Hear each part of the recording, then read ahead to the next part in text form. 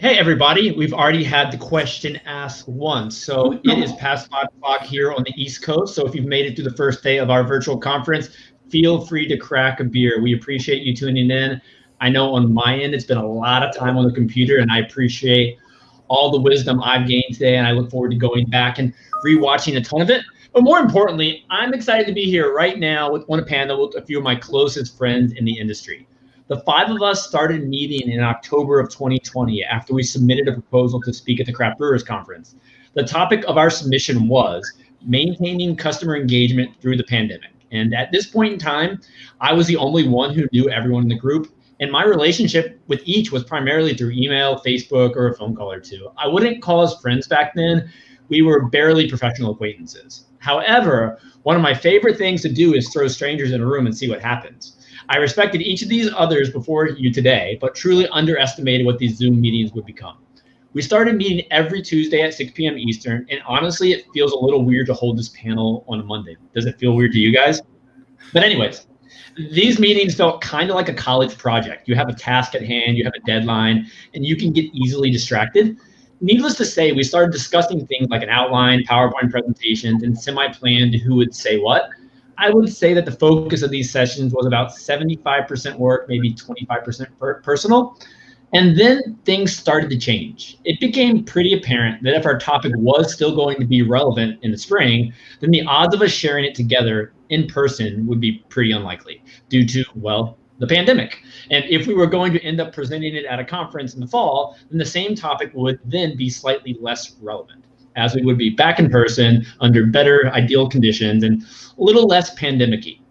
Now, once the Brewers Association moved the Craft Brewers Conference to September, we continued to have these weekly meetups, and the focus became much less on the presentation and more so a weekly check-in with one another. All of you have filled a void in my life I didn't even know existed. Now, at this point, I'm done talking. I'd love for each of you to tell the rest of the world what you do. And because it's the first time we've all seen each other this week, how was everybody's weekend? Fantastic. Great. Yeah. Good weekend for the brewery. Oh, good. So many words, but Jamaar, because you are to the right of me, why don't you tell everybody who doesn't know you as well as the rest of us just a little bit about what you do in the industry? Oh, goodness. Yeah, absolutely. So Jamaar Valentine in Charlotte, North Carolina at NoDa Brewing Company. NoDa Brewing Company has been around going on 10 years this year. And I've been in the Charlotte area for 12 years now. I've been in hospitality for almost 16 years. I've been loving it. While I enjoyed craft beer, I never had the chance to work specifically with the craft beer community until just a couple of years ago when I came on with NoDa Brewing Company. And it has been fantastic watching the brewery grow a little more. Certainly brewery operations are not what they are, or not today, not what they were a few years ago. So it's nice to see it. Jamaar, it's always fun hanging out with you. I really look forward to actually having a beer in person because out of everybody in this room tonight, you're the closest to me. So that hopefully will happen before too long. Alison, you're up. Hello, I'm Alison. I am the Director of Marketing for the Lady Justice Brewing Company. We have had our tap room for 1 year as of yesterday. Yay, we made it through a pandemic. And have been in existence and operating since 2015. I am in the role of Director of Marketing both as my full-time job. So I also work in marketing at Sticker Giant, which makes custom stickers and labels. Check them out for all your beer label needs, just saying. And then my evenings and weekends are all dedicated to Lady Justice, where my wife, Betsy, is one of the co-founders. So we've really, you'll hear it with this group, but this group has been life-changing in the world of marketing for a group of people whose job title isn't marketing. You would think that everyone in this space was a marketing director with the knowledge. So very grateful to be here. Well, good to see you, Allison. And Katie, you're up. I know we got connected through Nancy at Arrived. And I think when we first connected, you and I just hopped on a random call just to talk about backroom stuff, nothing in specific. I didn't actually know you besides that connection, but I've really enjoyed the opportunity to learn more about you, and great to have you here today, of course. Well, thanks for having me. And Allison and I are the only ones that share the same state in this group. So we are both in the glorious state of Colorado. I forgot to mention that. I got Aurora. Hi. I am currently the general manager of Ska Street BrewStillery, which takes the shared history of ska brewing from Durango and Peach Street Distillers in Palisade, Colorado, to one place where we have both a brewery, distillery, and a scratch kitchen up in Boulder, Colorado. So we too have made it 1 year through the pandemic. We celebrated a year in March, but our companies Ska's been around for 26 years now, and Peach Street going on, I think, 16 or 17. So we have a great shared history here in Colorado. And Mo and I got to meet just last week down at one of his spots in New Mexico, which was a dream and awesome. So before that, I bought and sold beer in the world. So I've circulated the craft industry now for probably more than I'd like to share. Many more years. Katie and Mo, I don't know if I'm jealous or upset that you had the opportunity to meet before all of us get to meet in September, but I think I'm a little more jealous than upset. We will all meet, I'm sure. My name is Mo Wark. I work for Somos Destinations. We do a lot of things. I'm director of operations for Somos Destinations. We have a diverse portfolio that includes 3 breweries. One of them is currently not mothballed, but reduced capacity because of COVID. But we have 2 here in Portland, Oregon, where I live. It's Ascendant Brewing and Zoigel House Brewing. And we have one in Albuquerque, New Mexico, Ponderosa Brewing. We also have boutique motels and some restaurants and tap rooms. And I did meet Katie at our motel, Elvado, in Albuquerque 2 weeks ago now for a soft opening for a distilling tasting room. I'm jealous, and I look forward to meeting you guys in just a little bit of time. Now, this conversation, we have so many different parts we could talk about today, because the value in my life, and I think in yours, has been on so many unique levels. But let's start professionally. And I want to talk a little bit about the value in just networking with peers, not specifically peers in your area, but peers nationwide. Last week, when we were having our weekly, we'll call them hangouts at this point, we talked that there's more value in connecting with peers in similar positions nationwide than your own peers in your own local craft beer community. Why is that the case? Why do you all feel more value in connecting with all of us across different locations versus someone, in the same city or state? I think for me personally, you get in your work life and professional life, you're kind of insular, right? And you ask people questions where you almost know the answer, and you're asking that person because you want to be validated. And so having a group of people that are completely objective and have 100% different maybe perspective or frame set or rules to work within, I think that for me has been incredibly valuable to compare as we've navigated COVID, whether it's restrictions, guidelines, how you grow, how you expand. Having somebody who's not going to give me the answer that I'm trying to solicit because I'm passionate about that answer, and having a different, totally objective way of thinking brought into the mix has helped me get outside my box of thinking. Yeah, I totally agree with everything Katie is saying as usual, but I also think I sort of enjoy I don't know if anonymity is the right word, but the detachment from people here physically, so that I feel like I can share everything with this group without, and again, not the right word, but judgment, or without repercussions, or without people in your closer circle hearing about it. So you can tell things and talk about things that are potentially could be problematic for people that are in the same circle nearby. Absolutely. Not stepping on any toes, right? Mm-hmm. If you're connecting with someone in a very different part of the country, it's much less likely to cause any problems if you are using ideas that have been given to you as opposed to if I run the same marketing campaign as the brewery right down the street, then obviously there's a conflict of interest and it's not going to go very well. That's an interesting point, Jamaar, because craft beer is so much about collaboration, and we don't always say that breweries are, your competition. But if you do have a brewery down the street, you're probably not going to share your best ideas with them.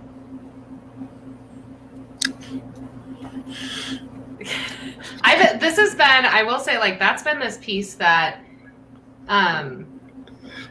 Lady Justice is like new enough to the brewing scene, but we've been really focused on being collaborative in general as a brewery, and really seeing beer as community. And we found a really great community in the greater Denver area, but at the end of the day, it still is competition, right? Whether or not you want to use that terminology, competition or not, but I have been able to come to this group of people. And for me, like, I'm a novice at this. I'm an expert in marketing, but I'm a novice in beer marketing. I've been doing it for, well, I shouldn't say that. I'm not a novice. I've been doing it for like 5-6 years, but pretty self-taught, that I will say, when it comes to this. And so for me, if I talk about this in this group, I'm focused on authentic community engagement, and I might be doing a pretty crappy job describing our beers, right? So like having that conversation of, I like to show people's faces and people drinking beer, but also people want to know what's on tap. And like having that discussion in this group has been really useful. And I don't see, it's not competitive in nature whatsoever. I'm talking to people with,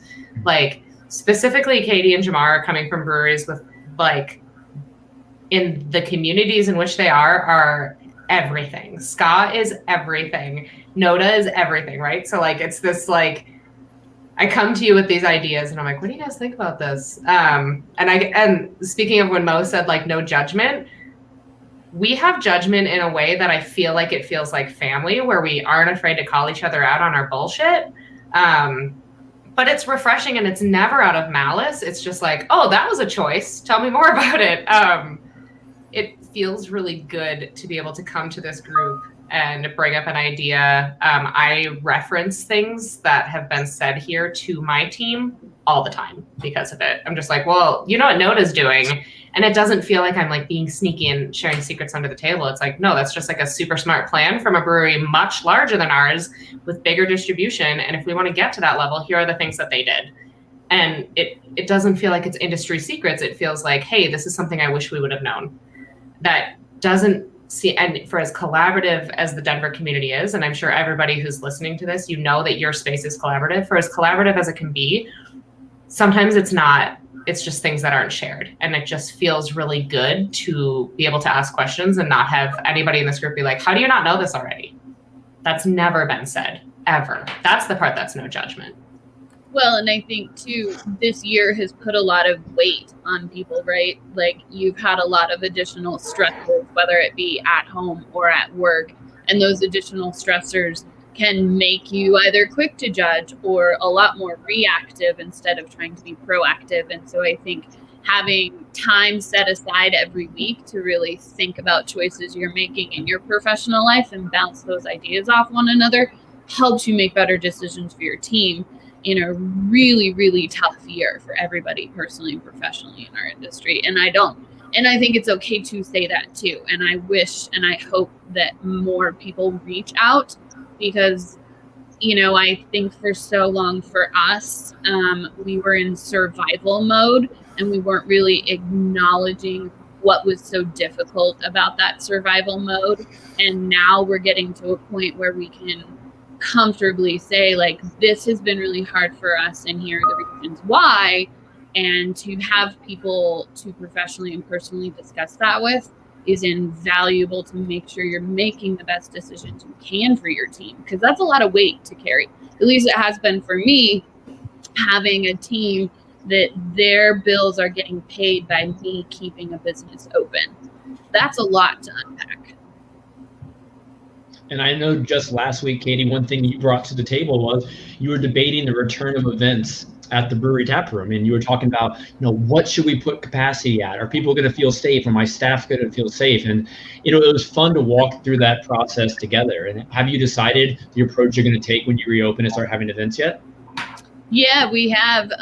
Mo had a really good point about putting some things in writing and almost like a contract to your guests. And so I structured a new way of planning events with people that walks them through what the guest is trying to achieve with their event, and then what we're providing, and then a whole section outlining like, here are the protocols for health and safety that we're following at this time in accordance to whatever city and state guidelines, and here's where you can find those too. Because I think for a lot of people planning events, you're coming from Texas, California, Utah, and Arizona, where we all have very different rules. And Jamaar, you just had your wedding out of state, and so that took kind of a retooling of how you were going to do your own wedding. So I think it's important too to communicate to whomever you're working with as that, liaison on the business side to the customer facing side of like, here's where we're at, where are you at, and how are we meeting in the middle, and keeping everyone's expectations on point. Because that's when you have the worst customer experience from the guest perspective, is when an expectation is let down, I think. It's so interesting, Katie, you just used the term customer experience, because early on in our conversations, we were using the term experience like almost every time we had a meeting. And I think we are now, but we're using it less. Like I remember early on when you and Alison were just sharing some basic things you were doing with regard to COVID in your tap rooms. Like Alison, for example, you talked about how in every single post on social media, you put your hours of operation and everything unique that was required of your guests. And I thought that was absolutely amazing, because when you say it, it sounds like such common sense. But if you look at breweries, social media feeds, not many breweries were doing that. And I bet a lot of breweries were having people show up, get confused, not know where to order, not know if they had to wear a mask when they're here or there. And you provided the information on Facebook and social media. And that was a great tool that I passed along to so many other breweries. And Katie, you had perhaps one of my favorite examples of connecting with guests during the pandemic. One of the first things you told all of us is when you walk into the tap room, you have that massive wall and it has a picture of all your guests, your staff's faces without their masks. So when people come into your tap room, they see smiling faces, and a smile goes such a long way. And that was one of the first things that you ever shared with all of us that I just fell in love with. It was absolutely amazing. Such a good idea. And it seems like almost common sense, but it's just through conversations like this, we're able to, I don't want to say steal ideas from one another, but the brainstorming, the things I learned were fantastic. Jamaar, I'd like to bring you to the table for a moment, because you've shared a lot of really unique COVID experiences with your guests. Do you mind sharing the example you kind of threw out to us one day when you talked about having to tell guests who were in a group a little too large, to kind of break it up? Then you realized that one of the members might have been perhaps affiliated with local law enforcement, and how you handled that? Yeah. So with current regulations and guidelines, the guest at on premises like this are supposed to wear masks when they leave their tables. And ironically, this particular group did include some individuals that I'd had the pleasure of working with when we had to call them out to assist with another situation previously. These wonderful individuals that whose department I won't say they worked with,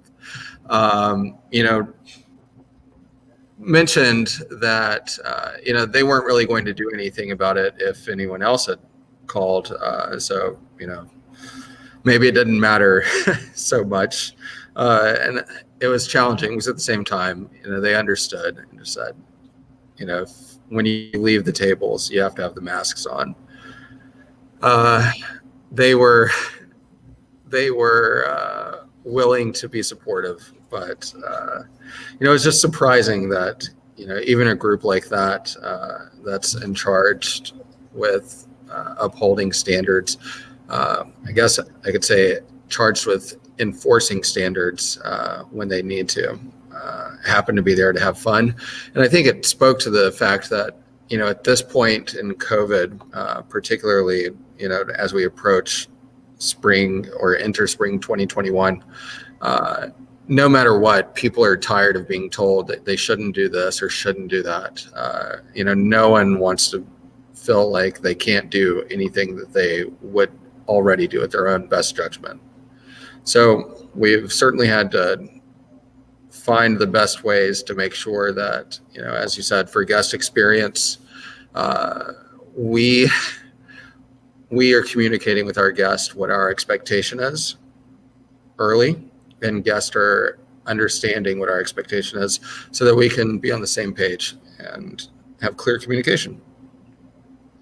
And I wanted you to share that because that really represents, how challenging situation you can face, because that's a situation I imagine the others might not have faced at that point in time, but could learn from if they did have similar experiences in their tap rooms. Now, Mo, you go ahead. No, please go ahead. Well, I was going to bring you to the conversation as well, because you had a really interesting situation you brought to the group, I bet, a couple months ago. Do you mind talking about the employee you had interesting thoughts on? Yeah, it was. I had an employee issue that had to be dealt with. It was bad. It was a very bad issue, and it was something that I was really struggling with. What the solution was, how I was going to deal with it, and it was someone that was really personally near and dear to me. Actually, we met through work, but I really cared about her not only as an employee but as a person. And it was a really tough decision that had to be made. And bringing that to this group was super helpful because I was able to share details here that I wouldn't be able to in other settings, and get feedback from a variety of perspectives that this group offers was really valuable. And also just, to be honest, it was a shoulder to cry on too, because I had to do this tough thing. And here it is with this awesome, diverse group of people that are willing and able to give me really valuable feedback on what I was going to do. So we all held that. Oh, I was just gonna say, we all held that like it was our story. And that's the piece that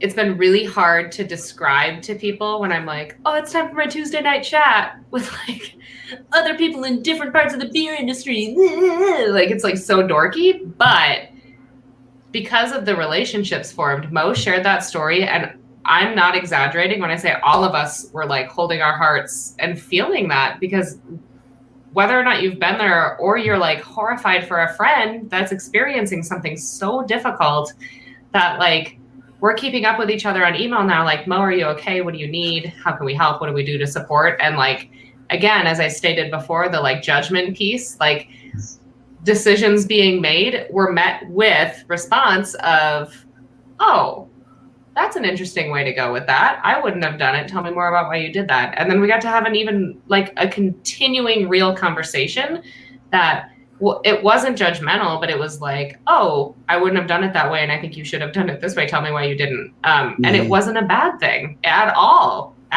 It's that's the piece that when we share parts of our stories with each other in this industry, but in it's not like any of us are going to show up and be we're here to do your HR work, Mo. That's not the point of this, but it's, hey, I'm going through this really tough thing and I don't know what the right answer is. And I don't think there is one. Here's what I'm thinking. And we all held that so that you're not holding it alone, right? That piece feels so important. Well, and I think, Alison, sometimes there's not a right answer in what we do. There's not a right management of people. It's a really, really tough thing to do. And to find the right thing for your employees, for your business, for your guests is hard to do, and it's mentally taxing. And so I think it's really great to have that shared space where you can work through and talk out what truly could be the best possible outcome kind of situation.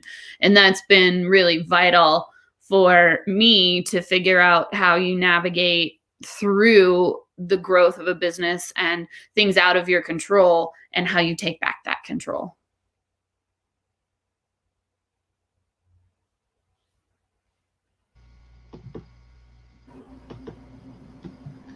Katie and Alison, that brings up a really, sorry, go ahead. Sorry. Yeah, I just want to say it was, again, I can't reiterate how it was invaluable to me having that conversation and then the follow up on it, because it was one of those things that as managers we have to do sometimes that we do not want to do, and being able to share it. It's like I shared it with you guys and with my wife. That's it, like it was that level of like, oh, and having this group there to talk that through, and then the next time we met, it's like, how did it go? And then have that follow up was like, it was very, very helpful.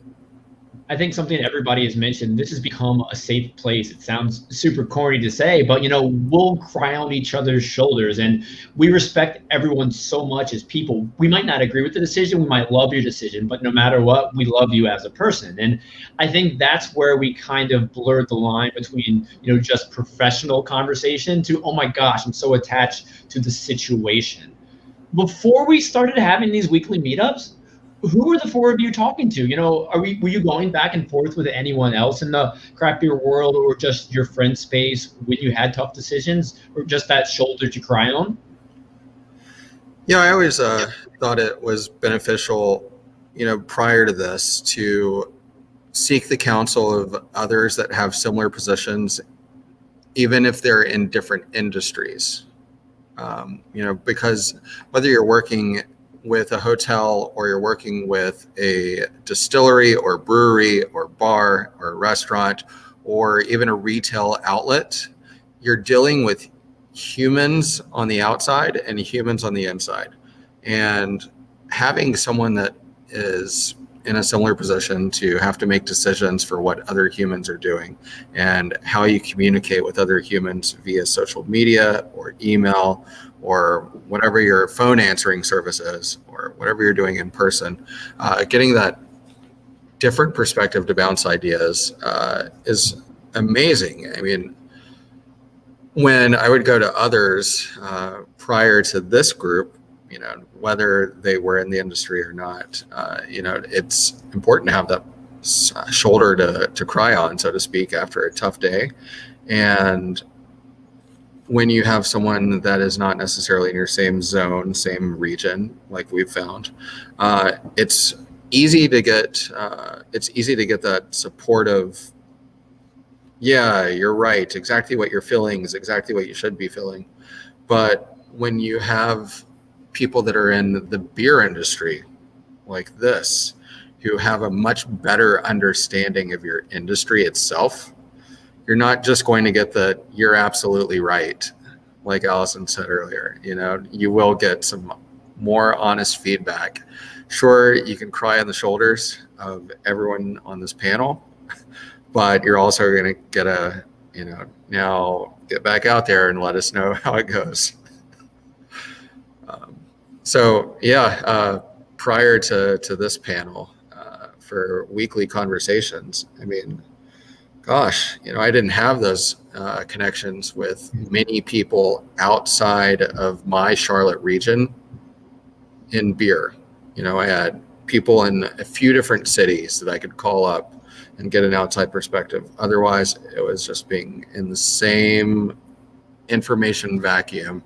And I can't really cry to someone else that used to employ my employees or someone else that is going to hire my employees. I can't really cry to someone else that has the same day-to-day interactions with guests that we do, because they're either throwing their hands up out of frustration just the same, or handling it completely different. And none of that's what we want. So I think having this group, once again, life-changing for this year.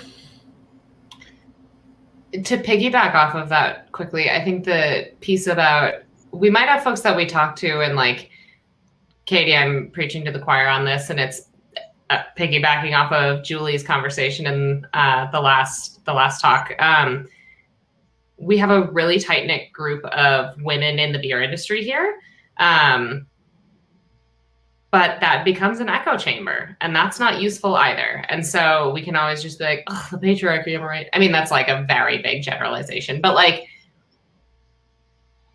talking to the same folks intermittently is not the same as talking to a diverse group of people from all over, and all of us carry different positions and different titles in the same industry, but all over. And we do it every week at the same time. And holding that accountability is really important. And it's caused us to form relationships to the point that, like, I'll be saying something and I'll get a text from my wife in the other room and she's like, what are you talking about that for? Because I am a very textbook oversharer, but I've never seen it come to a fault in this group. I shared like I said it last week, I'm going to say it again. So get ready, everyone in this room. This has become my version of church. This is my space of community where we're all, it's like that like cheesy concept. We're all coming from different walks of life, but coming to the same space, but we are. And I don't have to be anybody but myself here. I'm preparing for a second surgery. I had one right before this group started meeting. I have a second one coming up for endometriosis. And I've been really open with this group in a way of like, hey, I'm about to come to a space where I can't lift cases of beer. This is my nightmare. And it's the refreshing part has been everyone in the group being like, cool, don't lift cases of beer, and not like coddling me, right? So it's like it's been nothing short of life-changing to have a group of people. And we wouldn't have done this without Andrew. He didn't mention this, but like the concept of what we were supposed to be talking about, like the reason we're meeting as a group, is separate from the CBP presentation, but we were going to talk about changes, like how did we change our taproom space and our event space during COVID to flex, to make it work for the pandemic. And we started those conversations, and it's still a thread because of course that's what we're all doing, but it has turned into so much more. Like I have not questioned coming here with personnel questions. I have not questioned coming here with, hey, is this a crappy thing that just happened to us? Do you think it happened because we're women? Do you think it happened because we're queer? Do you think it like this? I don't question bringing that here and it not being a safe space to talk about it, to get a real healthy response from people with all different experience levels. And it's because we make that commitment. And yes, we'll all miss here and there, but like we commit and we're here every week. I think we've canceled once, maybe twice. Like we were meeting around the holidays. We just like this group of people is so important. And I think figuring out how you want to find this type of group would be its own, that's a different Andrew conversation. In my heart, you're all going to be sending him messages on Facebook or like an email like, Andrew, can you set up a beer group for me? Just to make his life harder while we all laugh because we're so excellent that everyone wants a beer group like this. But this has changed decisions I've made for the brewery far and away. Jamaar has said, he said one sentence to me that I bring up like weekly with myself or everybody else of like, make classic beer that people can go to the liquor store and expect to get every time. That's like, boom, I know it. And I'm just like constantly thinking about it. Like, let's get more lager brewing. That's like, it's not a question, right? I'm learning from this group because we're committed to one another and committed to each other's success because of it. Like all of us are just like, Mo, when do we get to come to Albuquerque? When do we get to come to Portland? Anytime. I know, and Katie did it. Like, but it's a constant. Like we're all so stoked to see each other in September. This group is life-changing, and I would recommend doing this for yourself in your industry without a doubt. I think we've spent maybe 5% of our time on the original intent of this, which maybe come August, we're going to be like, oh, crud, we should put more time. Also, I'm thinking we could interview people for a 6th if y'all want to. Well, we do have one more square on the Brady Bunch board we could fit on this little StreamYard screen. So it is an idea. And Allison, I want to go back onto something you said. We do it every Tuesday night, 6 p.m. Eastern. I think having that forced time, I hate to call it forced because it's absolutely not forced. I mean, I look like a forward set to time. it. It's a set time.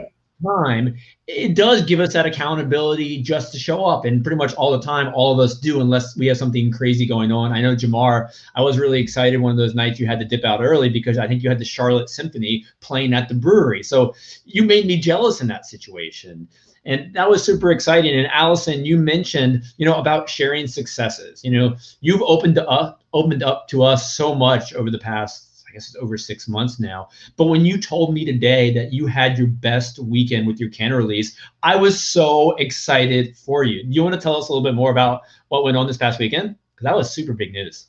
Yeah, I do. We had a really big weekend for Lady Justice.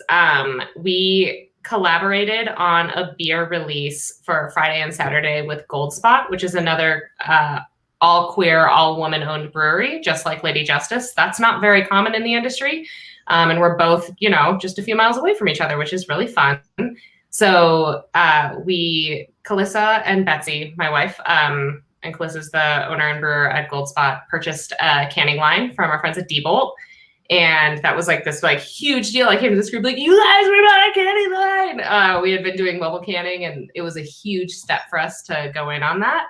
And to celebrate that, we brewed a beer together, and we named it the Big Gay IPA. So we did a shared release. So we planned it out together. So Gold Spot released on Friday and we released on Saturday. And for the first time, you guys, I haven't even told you this, and I'm so excited to see your reactions. For the first time in Lady Justice Brewing's history, we had a line outside the door before we opened.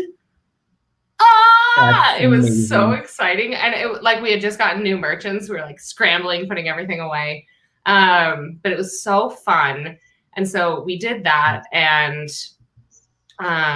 we had a really limited amount of cans to release, but folks were still just happy to be a part of it, came in. And that was another piece of helping people feel seen. The LGBTQIA space in our tap room was bumping on Saturday. It was so much fun. And then it turned into Sunday, which was our 1 year tap room anniversary. So 1 year ago, we were not able to open whatsoever, and we had to pivot. We had brewed a bunch of beer, planning to open for consumption of beer in a tap room. So we crowd-littered up in 32-ounce crowlers and sold it off as a membership model with beers and money donated to the Aurora Mental Health Center and frontline workers.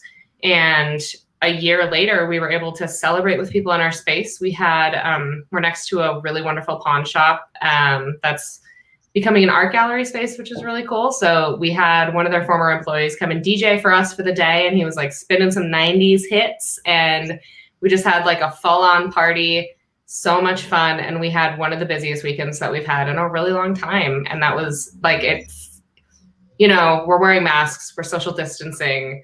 Colorado is able to be open up at 100% with 6 feet apart, which for our tap room, that's a capacity of 45, is currently just going to be keeping it at that 50% because that's what we can have with 6 feet apart. However,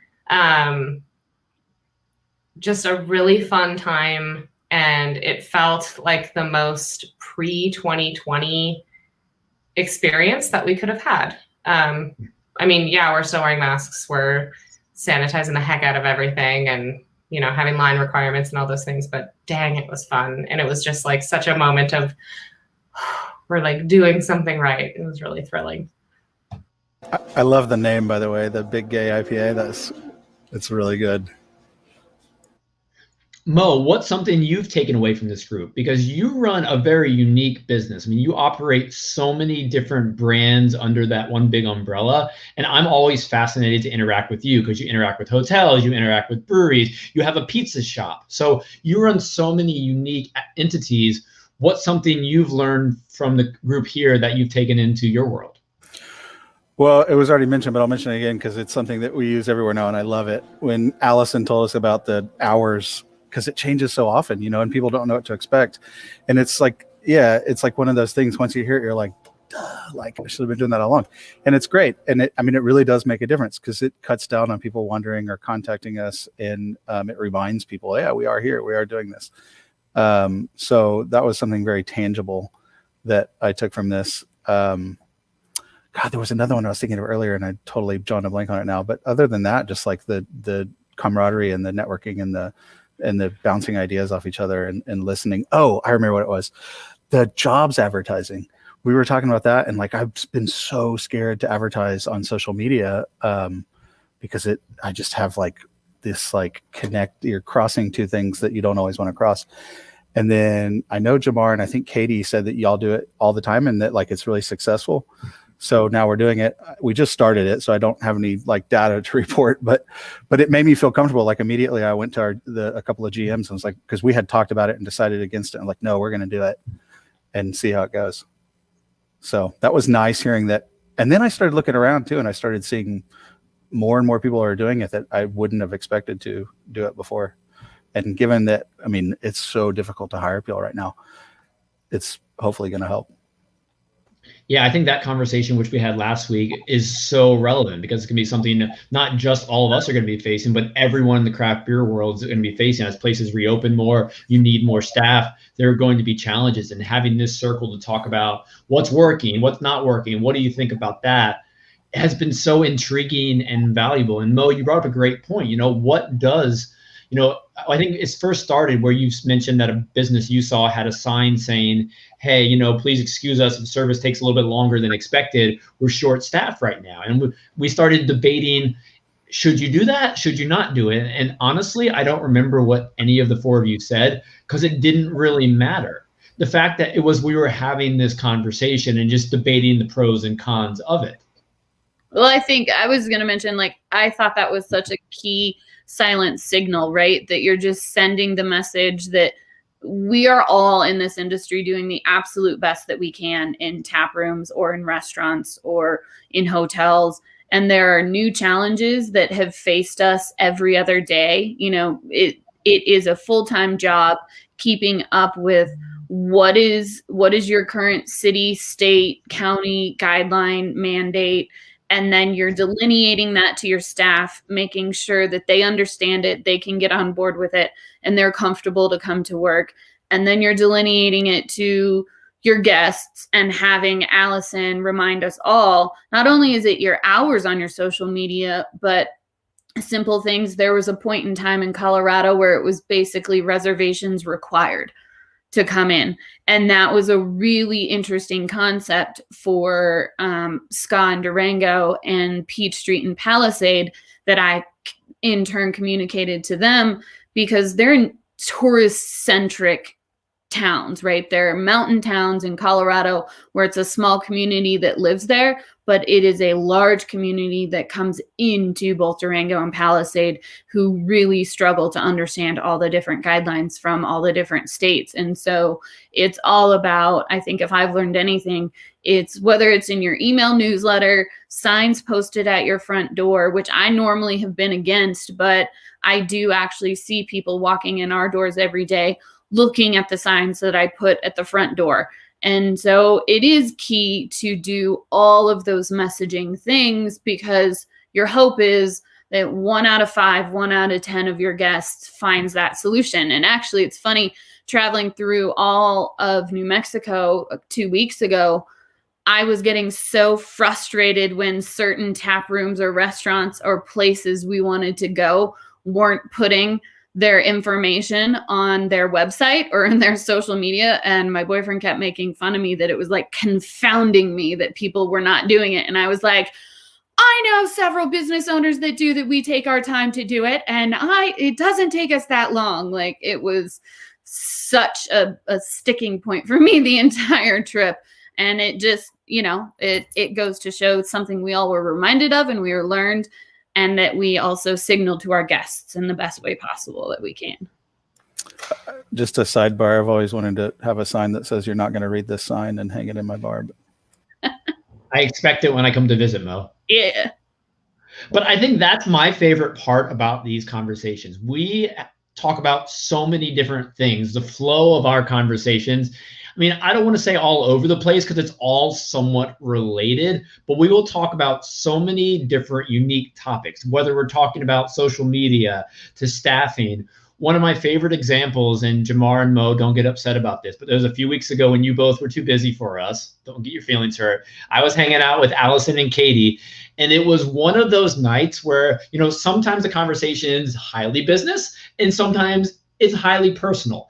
And what we found ourselves doing was there was this quiz that went around the internet a few years ago where it simply asks you how you pronounce certain words. And it's like a 25-question quiz. Like if you're living, how do you say the name of the phrase of what's in between the two stretches of highway in between the two roads? Like, what do you call that? And it was a bunch of random questions of how you say certain words. And we literally went through this quiz and we were just laughing like high school kids. And it was so much fun. My wife came up, was like, what are you doing? I thought you were talking about beer. I'm like, no, we have to do this later. But I think that's the true value of something like this, just the random moments. Crayfish versus crawfish. It's like versus crawdad. It's an important conversation Soda versus pop. Who says crayfish? What is this crayfish? Wisconsin. We're a crayfish people. That's like a different thing. I don't even know what that is. But I think the You whole could have point thrown of it this down is, if you were there, Mo. you have to understand people as a person before you can truly respect someone fully professionally. So while you can talk about professional networking and just, interacting with your peers in a certain industry, the true value for me, at least, has become building these friendships with the four of you, because we're comfortable talking about all these fancy craft beer serious topics, but then we're comfortable just playing little games like that. I would love for the four of you to each share one moment. It could be about something silly like I just shared, or something more serious where you actually took something away for your brewery. I would love to hear that one little random memory in your mind about the value of this little circle. And while you're thinking, I have to say, this is the weirdest conversation that we've had, because normally it's all five of us talking at once. It's weird to actually be in a moderated format with you guys. It's kind of weird. These awkward silences are killing me. And Jamaar, you gave me a look early on, like, are you going to talk? Are you going to talk? Are you going to talk? And that's just how we know each other now. So I don't know who's going to talk next, but. Yeah, we normally just talk all over each other. So, and don't care about the signs and indicators that clearly Alison wants to speak. I was pointing at Mo because he unmuted. What? Well, this isn't fair to everybody else, but I think one of the coolest things is that Katie and I got to meet in person, and that she got to come to one of our properties, which was really exciting. Everyone else is invited. I would love to see you all there, but Katie did it first, and she brought a crew of people, and it was a lot of fun. She got to meet a ton of people I work with. She met my boss, who talked about her the next day, because his son lives in Durango, and so yeah, it was a lot of fun. It was a blast, and it was something that would have never happened if it wasn't for this meetup. I would have to agree in that. It's from my perspective, it was awesome to go and see the results of your hard work, like to see Elvado and the little touches that you guys did, not only in like the physical remodel, but also with like your crowlers in all of the guest rooms. It signals to me how much hard work really does pay off. And that is evidence of you and your team. And you could tell at your event that they all really enjoy working for you. And so I think, to me, that speaks volumes. And it was really cool to be there. That's heartwarming. Early on, Alison mentioned the social media work of NoDa Brewing Company. And to me, not only was that, a great compliment that made me proud of the company I work for and how wonderful a job my marketing team does, but it also, really reminded me how much everything that happens here can have a ripple effect that can be noticed or observed by anyone around the country, and certainly continually with international travelers as well. You never know who's looking at the image that you're putting out there for others to see. And I don't know that that's the message that Alison intended to give me, but it's one that's stuck with me. So thank you. That makes me want to cry. Yeah, as I had said before, I've been doing social media professionally for 10 years, and I do it right now for Sticker Giant. And that's been this piece that I've always carried with me, is like, show your people, show your work, be proud of what you're doing, and show your differentiators. And I've always seen it in NoDa. It hasn't been a question for me. Like, I freaked out when I was like, I'm going to be on a call with someone from NoDa. Like, I couldn't handle it. And I'm like, Jamaar, and just like text you. It's like a thing we can do now. It's very wild. I had mentioned it a little bit before, but so Lady Justice, we're new in our taproom space, and we're new in canning. And I've been talking about like, how do we make a differentiator between what's in our taproom and what we're canning? And, like I was buying UPC codes at one point and struggling with that, and coming to their group with this, like, how do you differentiate those? Do you do them by price? Do you do them by style? So I had a really great conversation here that translated really well into the CBP group. If you search for those, you will find me talking about barcodes like crazy, because I was like, I got a ton of info here and I brought it there. But the biggest thing that stuck with me is, while we've been talking about, like, we make these really fun one-off beers that we serve in the tap room, and people are like, oh, you should can this. And it turns out they're really expensive, really difficult to make. Like, maybe it was like a one and done thing that you wanted to be one and done. And Jamaar saying you can make things, like, you can make some flash in the pan things that you're like, I'm canning this one time and then I'm done with it, and put in all the work of what that means. So like getting a custom barcode that's made for it, making all the custom labels for it, and then having to deal with people constantly messaging you saying, when are you bringing that back? Or you can make a core line that someone can go to their favorite liquor store where they know that the beer is being sold, and they know that they can expect that it's there. And if it's out, they can be told it'll be back in 2 weeks. Like, that has stuck with me in how we're planning as we're scaling up. Like, what do we want to be putting into cans? And then how do we get folks excited about that? Then they come to the tap room and they see, oh my God, they have a kettle sour and they have a English mild, and they like, that's where you get them into the space to come try a bunch of unique beers. But when you're heading out and you're going to the park, you can always expect, like, they're always going to have the lager. They're always going to have their IPA. I know what to get. Every time I drink it, I know what it's going to taste like. Like, that's a big deal for small craft breweries. It's expected from folks who are bigger, and like NoDa's built into that space for me, right? Like, I see it and I know it because you're bigger in the canning industry, because you've smartly planned out how you're doing it. So I'm looking at that as like a guiding light of, there's two ways that this can be done. And Colorado has a lot of breweries that are doing one-off really fun things. We're just not at that capacity. And it's okay to say that. It's okay to say that and be like, so maybe we're not canning that crazy wild beer and it was only on tap. And if you got to experience it, you got to experience it. And that's really lucky for you. And that's okay. That was a huge, huge deal for me. Alison. Sorry, Katie.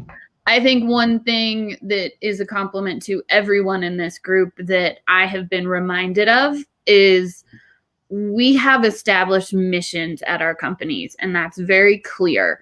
And it is good to be reminded that a solid core mission statement and core company values and keeping that present really translates into the success of your business. And you can share those successes when you really devote yourself to your messaging and to your people and to the mission statement of your business. And that is something that every single one on this call has, and that really, really helps me as we build on legacies of really big companies. Scott has 25, Peach Street has 16, 17 years. That's a big legacy to carry on and carry through. And changing that would take away so much. And so it's really, really inspirational to me and good to be reminded of the core mission. Even, you know, what Mo did in the remodeling of Elvado where he stayed, they stuck with the spirit of the Route 66, you know, and so that, and Lady Justice, you scream messaging and people and culture and all of the things. And NoDa just is NoDa. You're an institution. So it's needs no explanation. And so for me, that's one of the coolest things to be reminded of that is important to carry on to my people. And Katie, to kind of piggyback off that, and everyone in this, you know, group, we have such unique stories. We run such different businesses, but, you know, whether you're Lady Justice, who's been in business, you know, barely over a year and run a small tap room that holds 45 guests right now, or you're more like the other three of you who run larger corporate, I'm not going to call you a corporation, but larger businesses that have been around for quite some time and have more processes, you know, in tune with where you run things. We can learn so much from each other still. And I would encourage, you know, anyone who doesn't currently have a group of people they can talk to in the industry, it doesn't have to be someone with the same size tap room as you in another state. Find someone you get along with. you will find things you can talk about. Some of those things will be personal. Some of those things will be strategies that you can take from Jamar's brewery, who's been candying and has these strategies they've been doing forever, to Alison's brewery out in Colorado that become really valuable. I mean, there doesn't need to be those trends across the people you connect with. Just find someone you like and make yourself have these weekly conversations. And one of my favorite things, I'll give you two favorite things about these conversations we have, and neither of them actually have to do. I love how all you guys are like ready. It's like, tell me now, Mo and Katie. But the thing about these conversations that I love, it just doesn't have to be on a Tuesday evening. I know I always get really excited when I see an email thread from one of you outside of our usual conversation times, whether it's Mo sharing an article or Jamaar sharing a book or Katie sharing a podcast or Alison saying, oh my gosh, what do I do about this situation? Because I know I am invested in their lives and I care. I'm going to drop every other email that I have and literally just wait by that email chain. If no one responds, I'm probably going to get a little sad about it because I want to know what's going on. And, you know, Alison, for example, I've gotten close with your wife, Betsy, as well. And Betsy was on a panel recently about, you know, the role of people who were in the music industry who are now in the craft beer industry. So during that conversation, I think she mentioned that one of you had met a band at CBC the Great American Beer Fest a few years ago that you had really looked up to perhaps in your teenage years. Then a few weeks later, I received an email in my inbox, not knowing what in the world it would be because it was completely unsolicited. It was a picture of Alison and one of the brothers from Hanson, which absolutely made my morning. So for me, it's the little things like that I absolutely love about you guys. I mean, I don't run a tasting room. I don't oversee like a hotel, restaurant, bar, pizza place. Mo, is there anything else I'm missing right now? But for me, it's just a general conversation and friendship that I've really appreciated. And I truly can't wait to have that first beer in person because I think when we're finally all in the same room, that's going to be a long night. And I think it's going to be a really long night. Pandemonium. It's going to be wild. No, I think we're going to shut down Lady J Brewing, you know, in September. I think that's really what it's going to come down to. Yeah. We're all going to listen to Hanson. Literally, how dare you out me as a fan of Hanson in my childhood years. I'm offended, but whatever. I mean, they make good pop music. I listen to a lot of New Kids on the Block. It's okay. Yes, New Kids. But that's truly my favorite part of these conversations. You never know where they're going to go. You know, whether we're just sharing successes, we're talking about personal challenges, struggles, even failures. I mean, this year's been a weird year with COVID. Another one of my favorite things, I mean, we barely touched on it today, but Jamaar got married like a month ago, and that was amazing. We were so excited for him. So, you know, for the four of you, yeah, Jamaar, mic's yours. Yeah, no, I can't believe the amount of support I got from this group. You know, the congratulations, the recommendations, and advice, and certainly the perks of getting married, receiving gifts, never hurts. And I certainly never expect it from anyone, but for this particular group to take the time to share the love throughout just really meant so much. And for that reason, and maybe only that reason, does my wife really allow me so much freedom to be able to meet with this group week after week after week after week. Yeah, that should be mentioned that y'all are all meeting like after hours. We're here, it's like 3:00. We started this at 2 o'clock my time. I'm on the clock over here at work. It's my office. Mo, that one. I did mention that, like, Mo, you're finally in like a nice fancy office and not. Excuse me, Mo, like not eating pizza in front of us, which is always offensive because we can't eat it. Yeah, our normal meetup on Tuesday happens right after I meet with I have a weekly meeting with the GM there every Tuesday. So, and then I just sit down after that meeting and do our meeting. So today you caught me still here. You that piece of have an office. We do here in the office though. One Friday of the month, I bring pizza for everybody, and we have a lunch meeting with the whole office. It's a lot of fun. We usually eat too much and maybe we drink a little too. So, I mean, I really think the moral of this story is for everyone in the craft beer space, find a group of people. Jamaar, what are you drinking there? Is that a beer or is that water? You caught my attention. I'm assuming just water. But for anyone in the craft beer space, find a group of people you enjoy hanging out with. I know during the pandemic, and I've probably said this a billion times before, I have gotten closer with so many of you on this call and so many people in craft beer professionals, more so than some of my closest friends who live a mile away from me. And do I miss seeing people face to face? Absolutely. But this weekly dose of human interaction and friendship has been so valuable to me. So I appreciate you and truly encourage anyone to find that person who comments on the same thread as you. Shoot them a private message. Say, hey, do you want to grab a virtual beer sometimes? Randomly find 5 people whose names you recognize, and you've probably only seen their little, avatar on the corner of their name on Facebook, but reach out to them. The worst thing they're going to do is tell you they don't have time, but try to forge these relationships because it will make you better, not just professionally, but personally. And, it's funny, when we were talking about doing our initial talk at this conference in Craft Beer Professionals, I think we quickly pivoted to talking about just the value of what we found in one another. So once again, I appreciate the 4 of you. Is there anything else anyone would like to throw into this?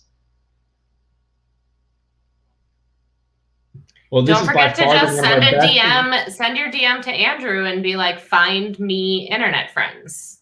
Just force him to do it for you. Really pushing for Andrew to have more work. He's obviously not a busy guy. But realistically, Andrew can connect you with someone for whatever need you have in the industry. Whatever question you have, Andrew knows someone that has that. Or whoever wants to reach out to one of us. Oh, yeah. Send us messages. Oh, yeah. You can probably reach me at Jamaar@NoDaBrewing.com. And when you do find those people you enjoy hanging out with, make yourself have that dedicated time to hang out. Because you could have one conversation and that's great. But I think it's the true value of getting to know someone on a deeper level. And just to know how much Alison likes Hanson, that's the real value of this for me. Again, offended. No one here knew that, Andrew. That was a private email to you, but you do you. Fine. Rude. Well, team, I got nothing else. This has been a fun hour as always, and I'll see you tomorrow night for our usual Tuesday night meetup. This has been great. I mean, it's only been since October. It's hard to believe, but I look forward to the fall. And thanks for everybody listening. Hopefully we can, sounds all sappy, but inspire you to find some other people to network with. Networking should not just be done once or twice a year when you see someone in person. Build the friendships, build the relationships. You will feel amazing and you enjoy every moment of it. So good night, everybody, no matter what coast you're on. See you later. Thanks so much, craft beer professionals.